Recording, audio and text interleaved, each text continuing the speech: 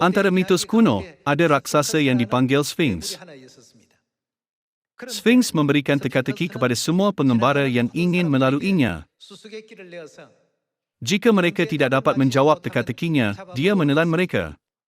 Pada suatu hari, seorang pemuda yang bernama Oedipus datang dan mencabar dirinya supaya menjawab teka-teki itu. Sphinx itu memberikan 3 teka-teki kepadanya. Teka-teki pertama ialah, apakah yang tinggi pada waktu pagi, pendek pada waktu tengah hari, dan tinggi lagi pada waktu petang. Oedipus segera mendapati jawapan. Ia bayangan jawabnya. Sphinx memberikan teka-teki yang kedua. Ada 2 adik-beradik perempuan. Yang pertama melahirkan yang kedua, dan kedua itu melahirkan yang pertama. Siapakah mereka? Tidakkah anda panik apabila ditanya soalan seperti ini?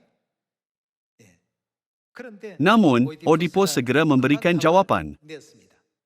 Dia berkata, mereka adalah siang dan malam. Jadi, Sphinx sangat tertekan.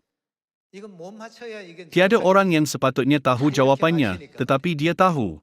Jadi, Sphinx memberikan soalan ketiga. Makhluk apakah yang berjalan dengan 4 kaki pada waktu pagi dan 2 kaki pada waktu petang dan 3 kaki pada waktu malam? Teka-teki ini terkenal. Ramai antara anda sudah tahu ini. Jawapannya ialah manusia. Namun, memandangkan masa telah berubah, bertanya soalan ini pada zaman ini akan menimbulkan sedikit masalah. Berjalan dengan 4 kaki pada waktu pagi menunjukkan bagaimana bayi merangkak. Bagaimana pula pada waktu tengah hari? Bukankah orang berjalan dengan 2 kaki apabila mereka membesar? Pada masa tua, mereka bergantung pada tongkat untuk berjalan, jadi ia disamakan dengan berjalan dengan 3 kaki pada waktu malam. Oedipus menjawab teka-teki itu dengan betul. Sphinx berkata, mustahil bagi manusia untuk menjawab teka-teki seperti itu. Sphinx itu melompat ke dalam air dan mati dalam kesakitan. Ini ialah mitos Sphinx. Di antara teka-teki yang hebat, ada teka-teki yang diberikan Yesus kepada manusia. Mari kita baca buku Matius bab 16 ayat 13. Setelah Yesus tiba di daerah Kaisarea Filipi, ia bertanya kepada murid-muridnya, kata orang, siapakah anak manusia itu? Ia benar-benar teka-teki yang paling hebat. Ayat 14. Jawab mereka, ada yang mengatakan, Yohanes Pembaptis, ada juga yang mengatakan, Elia, dan ada pula yang mengatakan, Yeremia atau salah seorang dari para nabi. Lalu Yesus bertanya kepada mereka, tetapi apa katamu, siapakah aku ini? Maka jawab Simon Petrus, engkau adalah Mesias, anak Tuhan yang hidup. Ini jawapan yang betul, bukan? Kalau begitu, bagaimanakah Petrus dapat mengetahui jawapannya? Ini benar-benar perkara yang sangat penting. Mari kita baca buku Yohanes bab 6. Ayat 66. Mulai dari waktu itu banyak murid-muridnya mengundurkan diri dan tidak lagi mengikut dia. Maka kata Yesus kepada ke-12 muridnya, apakah kamu tidak mau pergi juga?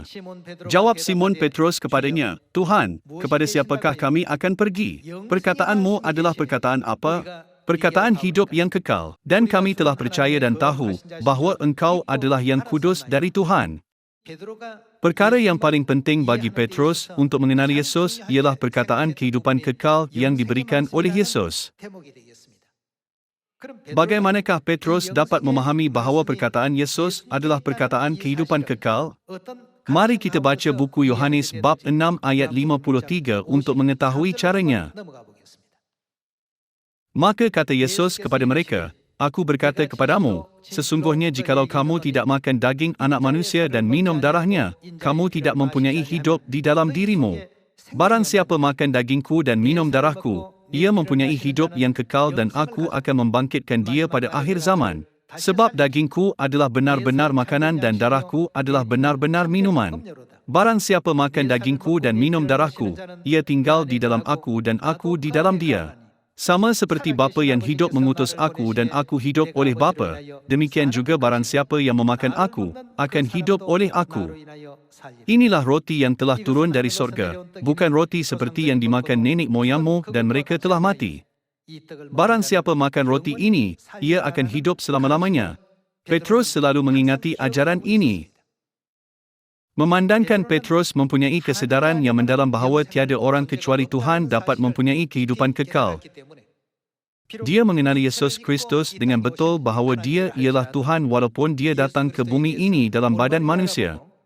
Jadi, dia dapat menjawab teka-teki hebat yang diberikan Yesus kepada manusia pada 2000 tahun dahulu. Bukankah diramalkan bahawa Tuhan akan datang sekali lagi pada zaman Roh Kudus? Oleh itu, kita mesti dapat menyelesaikan teka-teki tentang siapakah Kristus apabila dia datang buat kali kedua. Sekian, terima kasih.